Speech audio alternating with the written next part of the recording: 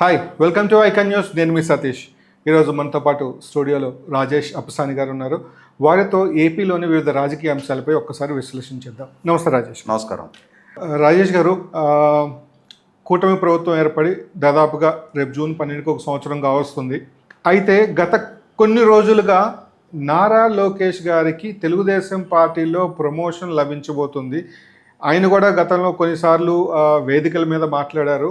ఒకే వ్యక్తి ఒక పదవి 3 టర్ములు చేసిన తర్వాత దాన్ని కొంతకాలం విరామం తీసుకోవటమో లేదంటే మరింత మంది బాధ్యత అయితే పదవిలోకి వెళ్ళడమో చేయాల్సి వస్తుందని చెప్పేసి గత కొన్ని రోజులుగా వర్కింగ్ ప్రెసిడెంట్గా ప్రమోషన్ లభించవచ్చు అని ఒకటి, జాతీయ అధ్యక్షుడిగా ప్రమోషన్ లభించవచ్చు అని, అందుకోసమే ఢిల్లీ వెళ్ళి ప్రధాని మోడీ గారి ఆశీస్సులు కూడా తీసుకున్నారని సోషల్ మీడియాలో చర్చలు అయితే నడుస్తున్నాయి.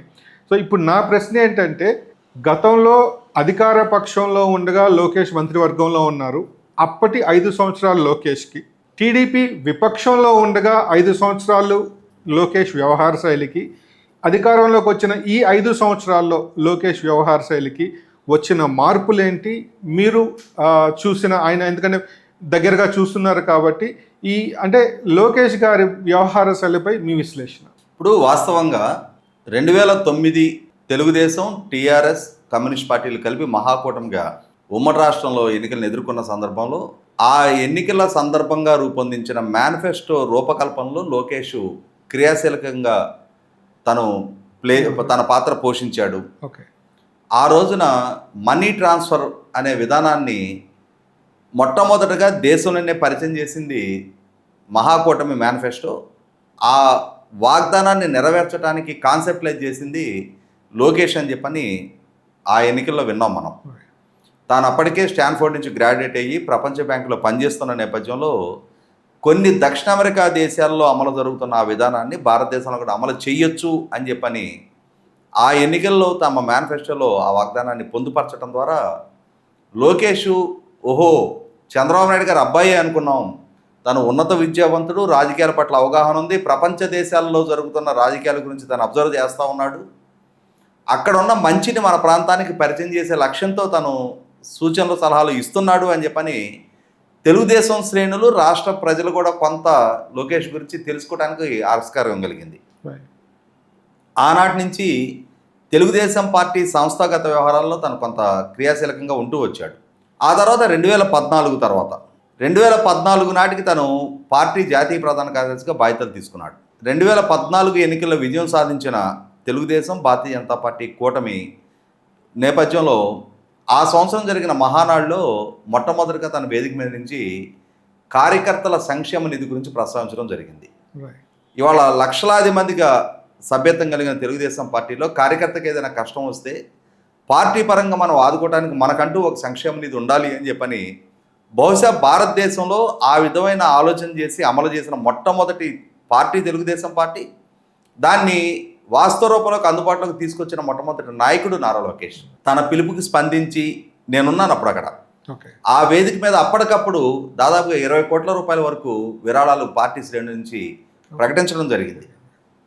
ఇటువంటి నేపథ్యంలో 2017లో తను మొట్టమొదటిసారిగా IT and Panchayati Raj rural development మినిస్టర్గా, ఎమ్మెల్సీగా ఎంపిక కాబడి ప్రభుత్వంలో మంత్రిగా బాధ్యతలు చేపట్టడం జరిగింది. ఆ రోజుల్లో వచ్చిన విమర్శలు ఏంటి అంటే, ప్రత్యక్ష ఎన్నికల్లో నెగ్గకుండా చంద్రబాబు నాయుడు గారి పుత్రవాత్సల్యంతో తన కొడుకుకి ఎలా అయినా పదవి కట్టబెట్టాలి అని చెప్పని అసెంబ్లీ నుంచి కాకుండా కౌన్సిల్ నుంచి తనను ఎంపిక చేసి తనకి మంత్రి పదవి కట్టబెట్టారు, దొడ్డిదారిన మంత్రి పదవి అయిన లోకేష్ అని చెప్పని ప్రతిపక్ష పార్టీలు కూడా చాలా తీవ్రంగా విమర్శలు ఎక్కువైనాయి. కానీ అటువంటి విమర్శను లెక్క చేయకుండా పంచాయతీరాజ్ అండ్ రూరల్ డెవలప్మెంట్ మినిస్టర్గా తన పనితీరుతోటి రాష్ట్రంలో ఎన్ఆర్ఈజీసీ మ్యాచింగ్ గ్రాంట్స్ తోటి ఎస్సీ సప్లైన్ ఫండ్స్ని ఇంటిగ్రేట్ చేసి 25,000 కిలోమీటర్ల సీసీ రోడ్ ఫార్మేషన్స్ లోకేష్ హయాంలో చేయడం జరిగింది. అలాగే ముఖ్యంగా చాలా మేజర్ పంచాయతీల్లో మొట్టమొదటిసారిగా అండర్ గ్రౌండ్ డ్రైనేజ్ ఫెసిలిటీని అందుబాటులోకి తీసుకొచ్చాడు. దాదాపుగా 600 పైగా కేంద్ర ప్రభుత్వ అవార్డులు అప్పుడు రాష్ట్ర ప్రభుత్వం Panchayati Raj and rural development ministry నెగ్గడం జరిగింది. అంటే మంత్రిగా తన పనితీరు, ఆ పనితీరు అంటే ప్రజలకి మెరుగైన సివిక్ కమ్యూనిటీస్ ప్రొవైడ్ చేయడంలో, అదే సందర్భంలో ఐటీ మినిస్టర్గా చాలా కంపెనీలని విభజిత ఆంధ్రప్రదేశ్ రాష్ట్రానికి ఛానలైజ్ చేసి స్థానికంగా ఉపాధి కల్పన కూడా మార్గం సుగమం చేశాడు. మంత్రిగా లోకేష్ పనితీరు పట్ల ఎటువంటి ఆక్షేపణ లేకున్నా కూడా ఆనాటి వైసీపీ పార్టీ ఎక్కుపెట్టిన దాడి నేపథ్యంలో సిఏఏ కన్వెన్షన్ జరిగిన సందర్భంగా 3 రోజుల్లో లోకేష్ 25 లక్షల రూపాయల స్నాక్స్ తినేశాడు అని చెప్పని తన వ్యక్తిత్వాన్ని పాల్పడుతుందని ఒక తిండిపోతుగా చిత్రీకరించారు. అదే సందర్భంలో తెలుగుని స్పష్టంగా పలకలేని, ఎందుకంటే తను సుదీర్ఘకాలం విదేశాల్లో చదువుకొని ఉన్న నేపథ్యంలో తెలుగు భాష మీద పెద్దగా పట్టు లేకపోవటం, అప్పటికి బహిరంగ సభల్లో కూడా విస్తృతంగా ప్రసంగించిన అనుభవం లేకపోయిన నేపథ్యంలో తెలుగులో మాట్లాడే సందర్భంలో కొన్ని పదాలు తడబడుతున్న నేపథ్యంలో ప్రెస్ మీట్లను అడ్రస్ చేసే సందర్భంలో కూడా కొన్ని పదాలు తప్పుగా దొర్లిన నేపథ్యంలో దాన్నే ఒక అనర్హతగా చూపిస్తా రాజకీయాల పట్ల సీరియస్నెస్ లేని నాయకుడిగా, సమాజం పట్ల రాజకీయాల పట్ల అవగాహన లేని వ్యక్తిగా నాటి వైసీపీ పార్టీ లోకేష్ వ్యక్తిత్వాన్ని పాల్పడతా వచ్చింది. హాయ్లాండ్ లాంటి అగ్రిగోల్డ్ ఆస్తులను లోకేష్ కొట్టేసినట్టుగా, అంటే తాను చెయ్యని అవినీతిని చేసినట్టుగా చిత్రీకరించారు. అదే సందర్భంలో తన వ్యక్తిత్వాన్ని పాల్పడ్డారు. తను అసమర్థుడిగా, తెలుగు భాష మీద పట్టులేని వ్యక్తిగా, తిండిపోతుగా, లేజీ పర్సన్గా, రాజకీయాల పట్ల సీరియస్నెస్ లేని పాలిటీషియన్గా, చంద్రబాబు నాయుడు గారి చేత బలవంతాన పార్టీ మీద, ప్రభుత్వం మీద రుద్దపడుతున్న వ్యక్తిగా చిత్రీకరించారు. కానీ వీటినన్నిటినీ లోకేష్ తన మీద ఎక్కువ పెడుతున్న విమర్శలను పరిగణలోకి తీసుకోకుండా తన పనితీరులో తను నిమగ్నమై ఉన్నాడు. అటువంటి లోకేష్ 2019లో తాను పోటీ చేసిన మంగళగిరి నియోజకవర్గంలో మంత్రి హోదాలో ఎన్నికలను ఎదుర్కొన్న మొట్టమొదటి ఎన్నికల్లో 5,000 ఓట్ల మెజార్టీతో ఓడిపోవడం జరిగింది. ఆ ఓటమిని కొడుకుని నెగ్గించుకోలేని చంద్రబాబు నాయుడు అని చెప్పని చంద్రబాబు నాయుడు గారిని వ్యక్తిత్వాన్ని పాల్పడ్డారు. మంత్రి హోదాలో ఉండి ఎన్నికలలో ఓడిపోయావు అని చెప్పని లోకేష్ని కూడా హేళన చేయడం మొదలుపెట్టారు. వీటన్నిటి నేపథ్యంలో 2019 ఓటమి తర్వాత తనకున్న ప్రతి లోపాన్ని తనకు తాను ఐడెంటిఫై చేసుకొని తన ఆహార్యాన్ని మార్చుకున్నాడు, తన భాష మీద పట్టు పెంచుకున్నాడు, తన ప్రసంగాలు తీరు మార్చుకున్నాడు, మీడియాని అడ్రస్ చేసే విధానాలు మార్చుకున్నాడు, ప్రభుత్వాన్ని ప్రశ్నించడం అలవాటు చేసుకున్నాడు, ప్రజల కోసం స్పందించడం నేర్చుకున్నాడు, ప్రజల సమస్యల పట్ల పోరాటాలు చేయడం నేర్చుకున్నాడు.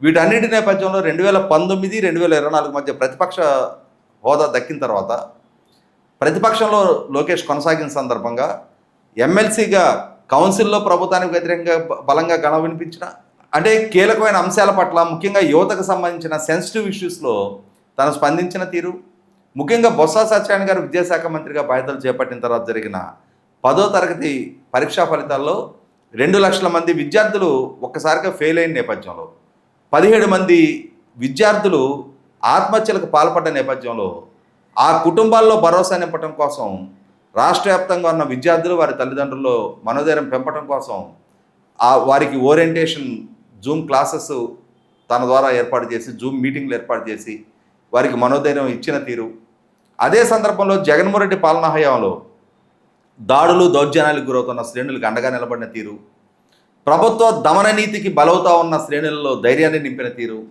ప్రభుత్వానికి వ్యతిరేకంగా ఉద్యమ కార్యాచరణ నడిపిన తీరు, అన్నిటికన్నా ముఖ్యంగా 2019 ఎన్నికల్లో జగన్మోహన్ రెడ్డి ప్రచార ప్రభావంతో తమ నుంచి దూరం జరిగిన యువత వారి కుటుంబ సభ్యుల్ని మళ్ళీ తిరిగి పార్టీకి చేరువ చేస్తే కానీ విజయం దక్కటం సాధ్యం కాదు అని చెప్పని గుర్తించిన తర్వాత అటువంటి బాధ్యత తన భుజస్కంధాల మీద వేసుకొని, ఎందుకంటే ఇక్కడ గమనించుకోవాల్సింది 2019 ఎన్నికల నాడు జగన్మోహన్ రెడ్డికి అడ్వాంటేజ్గా పరిణమించిన అంశం ఒకటి ఉంది.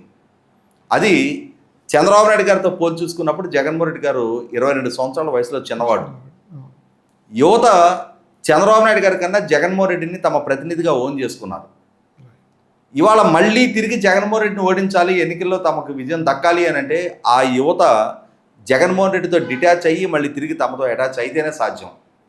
ఈ సందర్భంలో అటువంటి గురుతర బాధ్యత నాది అని చెప్పని రిలీజ్ అయిన లోకేష్ 5 సంవత్సరాల జగన్మోహన్ రెడ్డి పాలనలో వంచనకు గురయ్యామని చెప్పని నైరాశ్యంలో మునిగిపోతూ ఒక రకంగా కొన్ని ప్రాంతాల్లో పెడదోరల పాలవుతున్న యువతలో తిరిగి ధైర్యాన్ని నింపుతూ భవిష్యత్తు పట్ల ఆశను చిగురింపజేస్తూ జనవరి 27, 2023 సంవత్సరం తాను సంకల్పించుకున్న యువగళం పాదయాత్ర ద్వారా 3,200 కిలోమీటర్ల సుదీర్ఘ పాదయాత్ర చేయటం ద్వారా ఏ యువత అయితే తమ నుంచి దూరం జరిగి జగన్మోహన్ రెడ్డి గెలుపుకి దోహదం చేశారో ఆ యువతని వారి కుటుంబ సభ్యుల్ని మళ్ళీ తిరిగి ఎన్డీఏ కూటమికి చేరు చేయడం ద్వారా మొన్నటి ఎన్నికల్లో దక్కిన ఫలితాలు చూసాం మనం. అంటే ఏ నాయకుడైతే అసమర్థుడిగా చిత్రీకరించబడ్డాడో, అవినీతిపరుడుగా చిత్రీకరించబడ్డాడో, రాజకీయాల పట్ల ఆసక్తి లేని, సమాజం పట్ల అవగాహన లేని నాయకుడిగా చిత్రీకరించబడ్డాడో అదే నాయకుడు తనలో ఉన్న తన లోపాలని మొట్టమొదటిగా తాను గుర్తించి వాటిని అధిగమించి వాటిని సవాలుగా తీసుకొని ప్రభుత్వ దమన నీతికి వ్యతిరేకంగా అలుపెరగని పోరాటం చేసి తిరిగి మళ్ళీ ప్రజామోదంతో ఏ ప్రాంతంలో ఏ నియోజకవర్గంలో అయితే తాను ఎన్నికల్లో ఓడాడో అదే నియోజకవర్గంలో 91,500 ఓట్ల మెజార్టీతోటి మొన్నటి ఎన్నికల్లో నెగ్గటం ద్వారా ఓటమి చెందిన ప్రాంతంలో అదే ప్రజల చేత మళ్ళీ తిరిగి జయజయధ్వానాలతో ఆ విజయం దక్కించుకోవటం వల్ల నాయకుడిగా తాను రుజువు చేసుకున్నాడు. చంద్రబాబు నాయుడు గారు అబ్బాయి అనే స్థాయి నుంచి నారా లోకేష్ అనే ఒక సీరియస్ పాలిటీషియన్ అమర్చయ్యాడు.